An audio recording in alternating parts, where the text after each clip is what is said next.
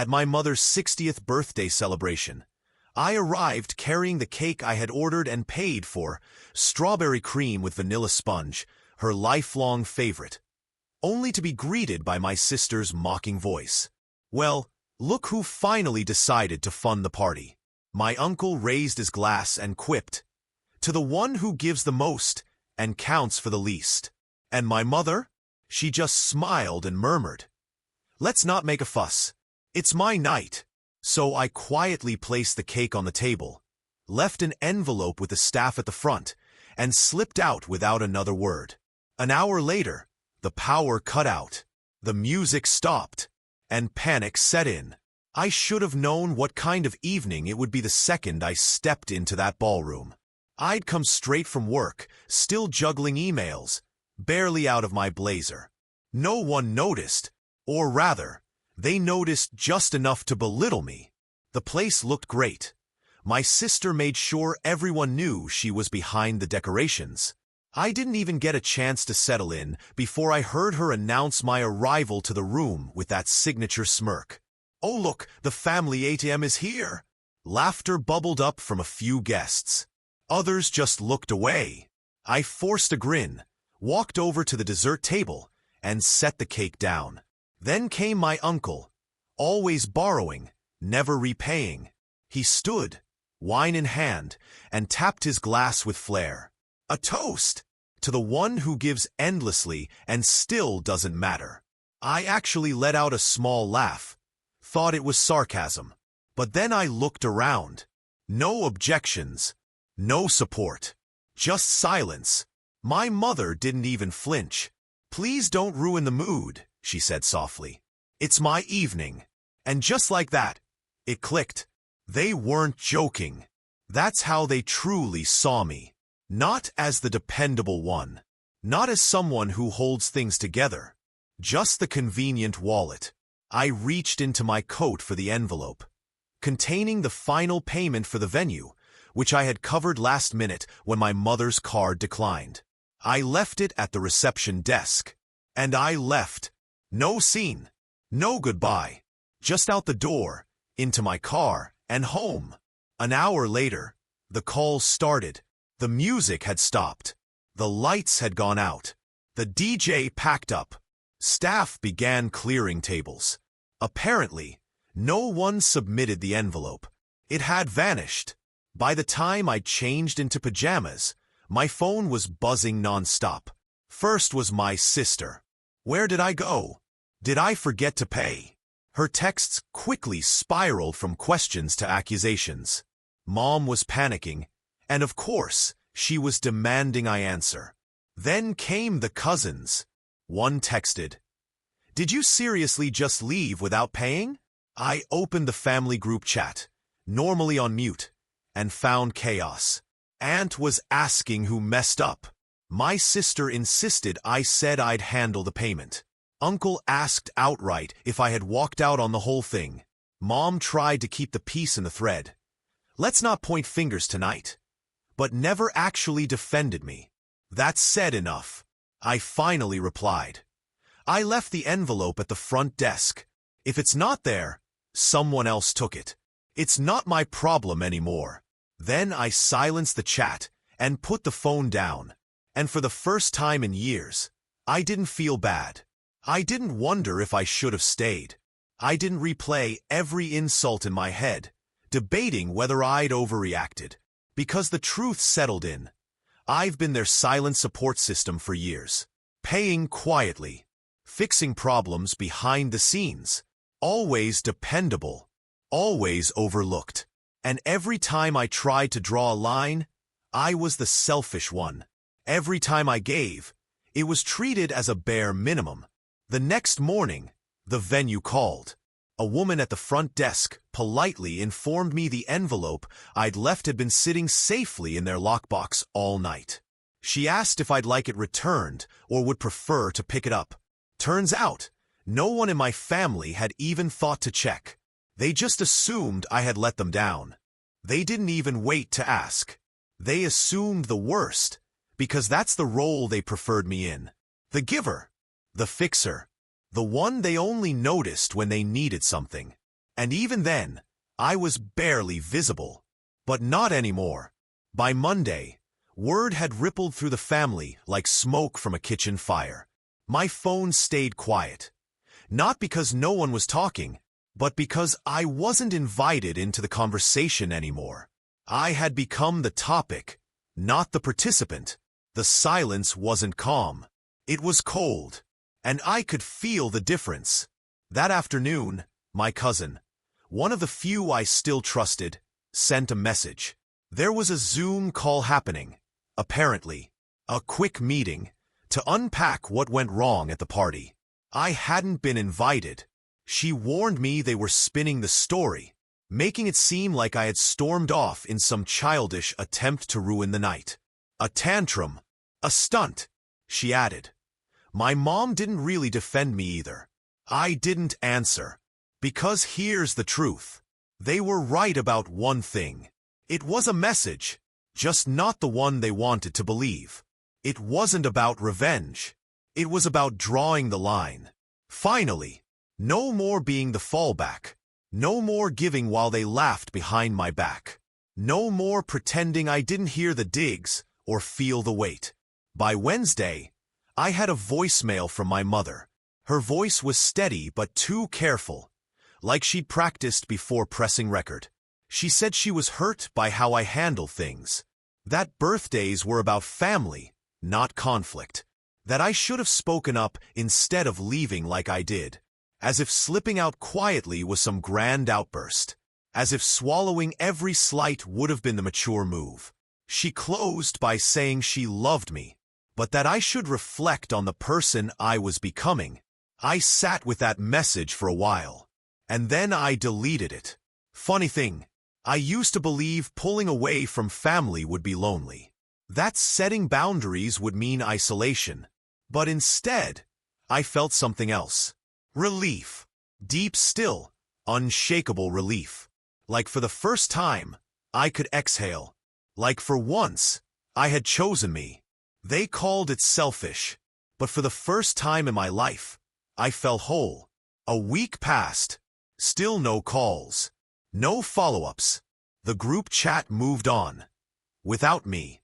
My cousin sent a few screenshots now and then. But even she said she had to lay low. I expected the silence. What I didn't expect was the envelope. It arrived without fanfare. Just a plain white envelope with my name on it, written in my mother's handwriting. No return address. No card.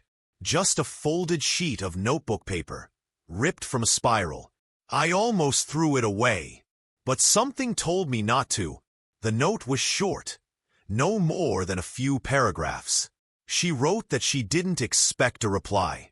That she wasn't trying to guilt me, only explain. She said she never meant for me to feel used. That maybe she had known how much I was holding, but let herself believe I could bear it. That because I never said I was drowning, she assumed I could swim forever.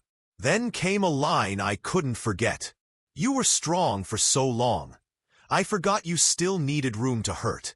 She didn't offer a clear apology. Not in so many words. But she said she regretted laughing. That when my uncle made his toast, she didn't know how to react, so she smiled. Not because she agreed. Because she froze. And because she's been freezing for years. Too scared to push back. Even for her own child. She ended simply. I miss you. Not what you do. Just you. I read it once. Then again. And a third time. While tears slipped down my face in silence. It didn't come from rage or grief. Just a deep, quiet ache. The kind that comes from being seen too late. It didn't fix anything. It didn't rewrite the years. But for the first time, I saw a crack in her armor. And maybe a way forward. I didn't write back. Not yet. But I didn't throw it away either. 2 weeks later, she texted. Simple. A time. A place. A request to meet for coffee. No pressure. No guilt. Just, if you're open to it.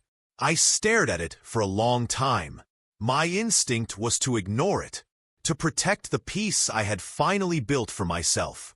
But the letter stayed with me, not as forgiveness, but as an open door I hadn't quite shut. So I went. The cafe was nearly empty. She was already there, sitting at a table in the corner, both hands wrapped around a cup she hadn't sipped, waiting. When she looked up and saw me, a small, hesitant smile appeared, like she wasn't sure if she was allowed to feel it. We didn't hug. We didn't exchange empty pleasantries.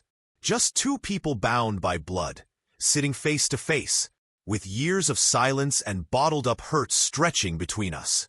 She was the first to speak. No excuses, no defenses about the birthday chaos. Instead, she asked how I'd been, not in the usual polite way, but in a soft, careful tone, as if she was just realizing maybe she hadn't really known all along. She admitted she'd let things slide for too long, that my sister's barbs, my uncle's cruel toast, the family's entitlement, it wasn't new to her. She just never stopped it, because part of her had grown used to me bearing the burden. She said it was easier to lean on me than face the problem, and that made her ashamed. For a long while, I said nothing, just stirred my coffee, and let her words settle in the space between us. Then I told her how exhausted I was, how draining it was to always be the one who showed up, who paid, who carried a family that barely saw me beyond a wallet. I shared the weight I'd carried, how it chipped away at my sense of self, how sometimes, walking into a room full of relatives, I felt utterly alone. And she listened, really listened. No tears, no dramatic breakdown, just honest, imperfect truth.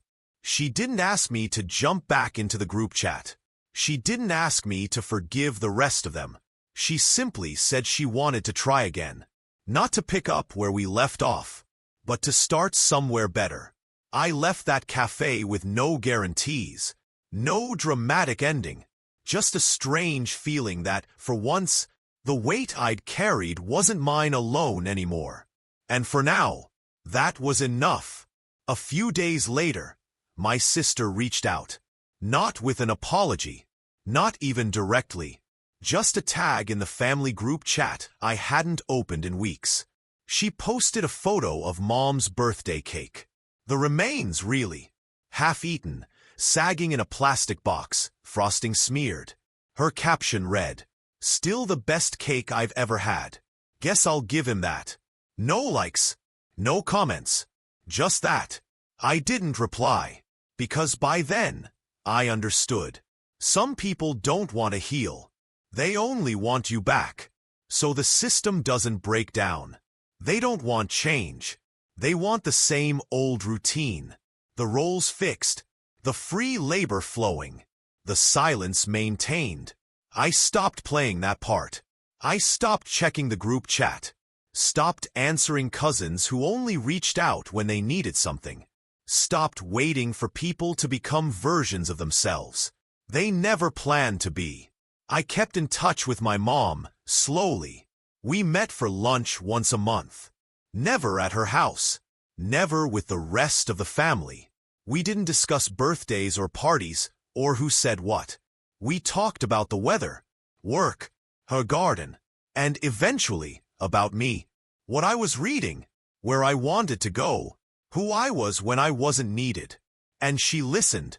Not perfectly always. Sometimes she slipped, but more and more, she caught herself. She asked before assuming. She gave space without silence. And over time, it became less about effort, more about choice. One day, she told me she'd finally called my sister out. Said she'd told her the way she spoke to me at the party wasn't funny, wasn't fair, and wasn't going to be ignored anymore. I nodded. Didn't ask for proof. Didn't need to. I hadn't returned to the family. I'd created new terms, and she'd chosen to meet me there. The rest faded into the background. I saw them sometimes in photos or posts, but they weren't mine anymore. Not really. And the strangest part? I didn't miss them. For the first time in my life, I wasn't the family wallet, not the fixer, the fallback, or the forgotten. I was just someone trying to live, without the weight of being needed by people who never truly saw me. And that felt like freedom. Writing this has been a kind of therapy. I've started sharing stories, both personal and fictional, on my YouTube channel as I work toward 2,000 subscribers. If this speaks to you, feel free to check it out or subscribe.